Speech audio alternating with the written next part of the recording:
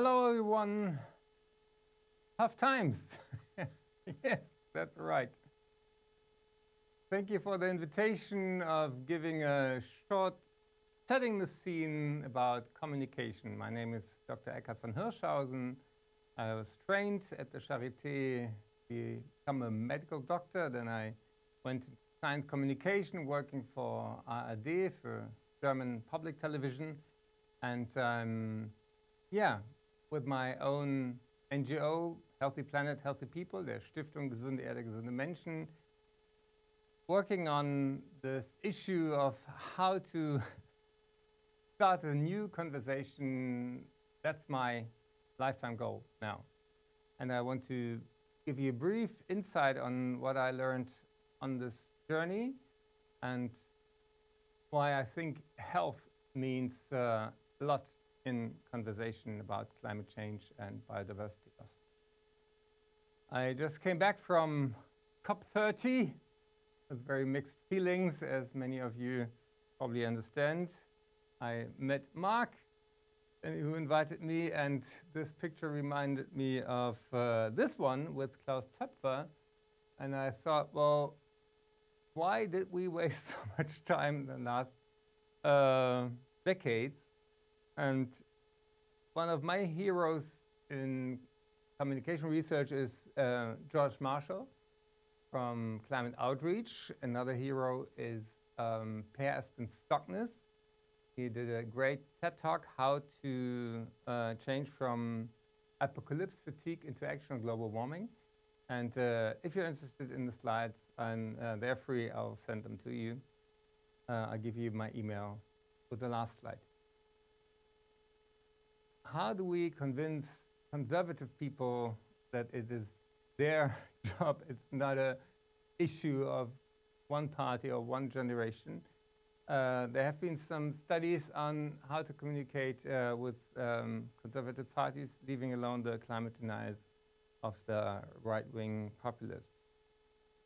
How do we communicate inconvenient truth? 5 ideas that I want to put forward. Use the health argument. Show existing solutions. Talk about values. Use your handprint and heartprint, and form weird alliances. This is a study done by Moore and Kamen. What are shared values of many people in society? These are 5 different groups, from the angry people to the pragmatic, the established, and the open. They have only one thing in common. That is gute körperliche und geistige Gesundheit. Good physical and mental health is their top priority, no matter of age or religion or attitude. When you look at trust in professions, this has been replicated in many countries. Red, low trust. Green, high trust. Politicians, bankers, very low. Highest, the fire department. The people who are fighting at the forefront will find no climate deniers there. Nurses, doctors, pharmacists, policemen. So the people who are close to the suffering and to the jobs that are not meant to be serving your own purpose but have a higher altruistic image, they have to be included in the conversation. That's very important. Science, and I was one of the founders of Scientists for Future, with 28,000 people signing in 2018-19. There was a huge movement, and many people of the Charité were joining, and many generations with Detlef Ganten. He's my senior professor. He's over 80 now, and he was chair of Charité, and he joined us. So you could show there was a big alliance. But if you look at the rollback at the moment, we have to admit research shows that showing people research does not work. Since 1972, we have the limits of growth. We had James Hansen, and if you want to talk about the psychology of climate change, Don't Look Up is a masterpiece. So this was one of the reasons why I wanted to put the health argument at the forefront, and I was founding Healthy Planet, Healthy People with this One Health, Planetary Health idea, which was fairly unknown in the 2020 year, and now it has become not a household item, but it is more prominent in the medical field, in the political discussion. And one of the sayings that I coined is, du kannst die Welt nicht ehrenamtlich retten, solange andere sie hauptberuflich zerstören. You cannot solve the problems of the world on a voluntary basis when others are destroying the world on a professional basis. So, as we saw at COP, the fossil lobby is very tough, very well-informed, very powerful, and well-financed. We have to form alliances to be a lobby of the future. Of course, we have to do the math science. We do the Medienservice Klima und Gesundheit, where we put together all the interesting new studies and facts for journalists, so they don't have to dig so deeply in that complex field, but it is compromised and very concise. You can use it as well, it's only in German. But the other thing is that we have to admit the psychology at the moment, the pendulum is swinging back. That's why tough conversations, tough times. We had long denying climate change isn't real. Okay, climate change isn't real. We're just not convinced it's caused by human. Then came the oops, and now we're in the fuck phase. And people still think, oh, we will adapt somehow. There are three things we'll never adapt to, and this has to be said clearly. 42-degree body temperature is the end of any memo, and human beings are part of the memo. Irreversible loss of nature is climate change is the fever of Mother Earth. Biodiversity loss is the dementia of Mother Earth.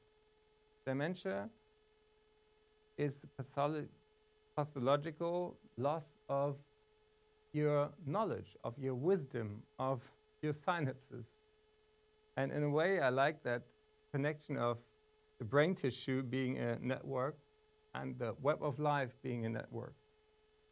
And to illustrate that idea of how biodiversity is very abstract, but the net of life can be put into pictures, this is a short movie from our Echte Leistungsträger campaign. Watch this short video. Ja, wie kann man sich Artenreichtum vorstellen? Ich spreche gerne vom Netzwerk des Lebens. Hier dieses Einkaufsnetz, das symbolisiert das Netz von allen Arten, was uns trägt. Jede Art ist darin ein Knotenpunkt, eine Schnittstelle.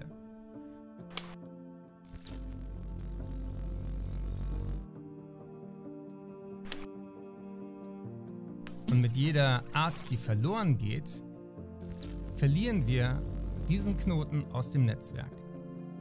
Wie bei dem Netz merkt man es eine Weile nicht so deutlich. Aber dann plötzlich häufen sich die Verluste und irgendwann verlieren wir alles.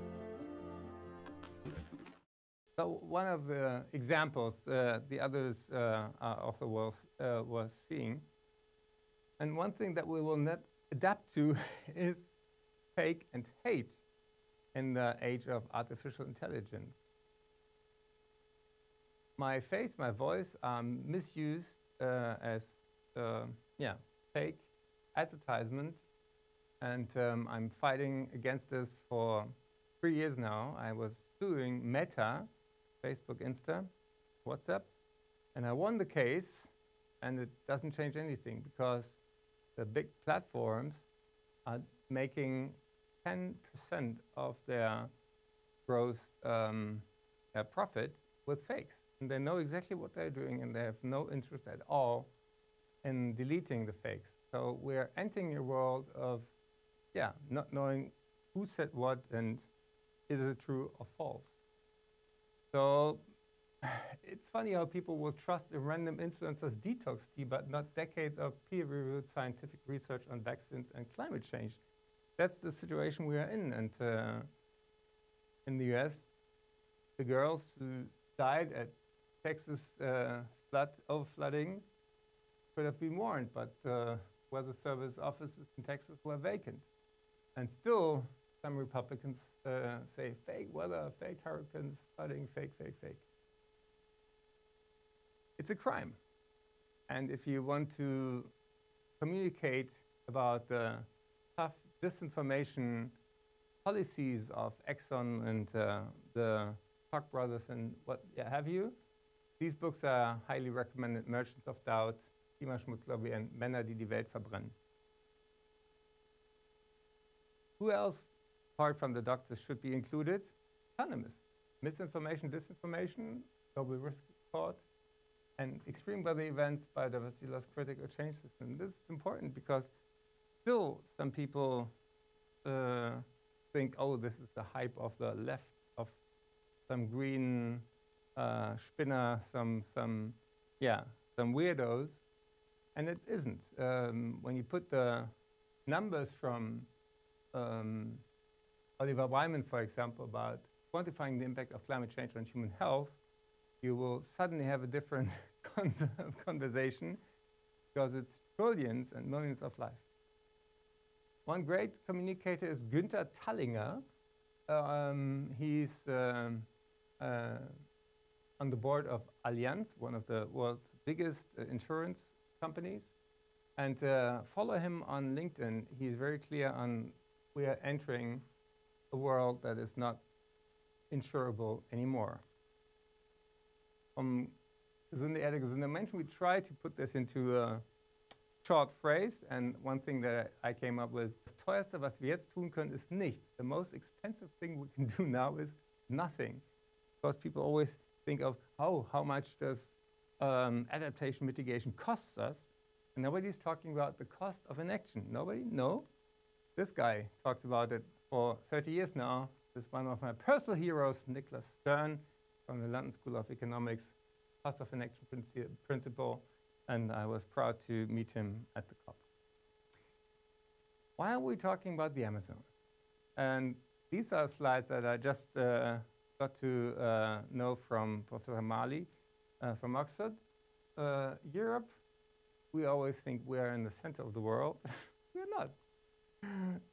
Look at the size of the continents when you look at vegetation, gross primary productivity, and you suddenly feel the pulse of Mother Earth.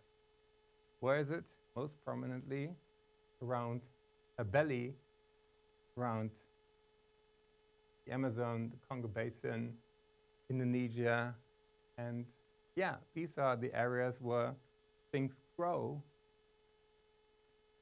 to a height with a speed that we Europeans don't have. And I loved being inside this tree, and you feel that the tree is so much more than a carbon storage place. And the spiritual dimension of this crisis, there are events where you can include this. For example, that Pope Leo was blessing a melting ice cube was a very strong image, and this was the same week where Donald Trump said climate crisis is a hoax. So wherever you can, include voices that are from a different walk of life, because you never know what of your the person opposite of you is receptible for. So offer them something that might touch a point in their heart that otherwise will be lost. Learn from great communicators on these topics like Laudato Si, and also Heinrich Bedford Strom, a friend of mine, is now the leader of the World Churches. Learn from Johann. He's doing a great job with the boundaries, with the Netflix documentaries. I was personally really touched by Jane Goodall. And when she died, you saw how many people she had influenced. I learned a lot from John Oliver. If you want to talk about false balance in discussions, I recommend this sketch where he said the true balance would not be putting one knowledgeable guy next to the denier, but one scientist with 99 other scientists behind him, backing him, and the climate denier. And when you watch this, it's great. I'd love to include this in the talks. This is a picture of how we can use great performances from artists like Die Ärzte. It's a very popular band in Germany. And if you think to sustainable events, you co-communicate benefits of it. And this was at a Danish rock festival where they had phosphate recycling put into the urine. And suddenly you understand what is meant by the planetary boundary of phosphate. Climate is not the biggest issue, sorry to say, but biodiversity collapse is. And this was eye-opening to me, and that's what I choose this button, 3 crises for the price of 2. One thing that I discovered, sound is so much deeper to our soul than visual imagery or statistics. The difference between 1.5 and 2 degrees sounds very abstract, many, but it's very visible and sensible when you listen to a coral reef that's living. You hear the sparkling, you hear the vivid collaboration, and 2 degrees means this.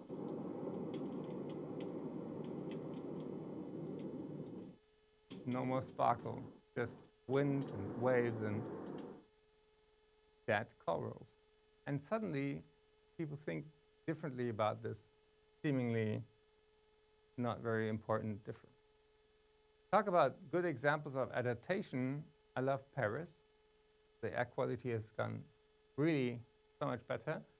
And they put up water dust, and it's so refreshing. And at the same time, we have to talk about mental health issues and solastalgia, this concept that nature is meant to give us comfort, give us solace. And if you suddenly realize that even the River Rhine, a mythological power in Germany, Vater Rhein, is close to collapsing, feel that this touches also conservative people. Include other groups of high resonance in the population, like neurologists, psychiatrists, and tell stories of success. Like the ozone hole is closing over time. Why? Because these people agreed on this at the Montreal Protocol. And the funny thing is, when you look at the faces, you probably don't know anyone personally. And this guy with a question mark, nobody knows who he was. Maybe he was just bumming on the picture. Maybe he was very important in the background. Who knows? But this reminds me of my last question that I have for you. Footprint, handprint, hardprint. Handprint is, the biggest leverage that we have is not science, but is politics, is changing how the framework is set. Handprint means, where's the biggest handle? It's in other Rahmenbedingungen. Hardprint means talk about something that's really dear to you, and to mention that just saying nature sounds like we are separate, Umwelt, eine Welt uns herum, environ, environment. No, we're in the middle, we're connected. And as a physician, I love the image of a lung so closely resembling this Bronchialbaum, baum, tree. And true biodiversity starts where you have no chance of knowing how many creatures are singing at the same time. So I think talking about nature is so much more emotional than talking about CO2 molecules and parts per million. The Legacy Landscape Fund does a great job in leveraging private money with public money, and this picture is from one of the rainforest projects, and it reminds us that these two creatures have co-evolved over 250 million of years. And the salt in the ear of the turtle taken up from the butterfly, and this is circular. How do we communicate inconvenient truth? Health, solutions, values, heartprint, and alliances. Best image for survival is the huddle of penguins, my favorite animals. They stand close together when they are entering tough times. At minus 40 degrees, they survive. And in the middle of the huddle, it's even plus 40 degrees. So penguins from the middle have to go outside to cool down, and then they come back inside. And this is a symbol, a metaphor for what we have to do now. Let's not be separated. Let's not be radicalized. Let's not be frustrated in these tough times, but stand together and share what is valuable and share our social intelligence, which doesn't have to be artificial.